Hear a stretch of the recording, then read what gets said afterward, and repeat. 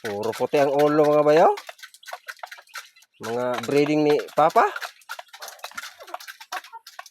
Puro puti. Ngayon po, mga bayaw. Mga buhi lang na sila. Tapos yung mga piso mga bay.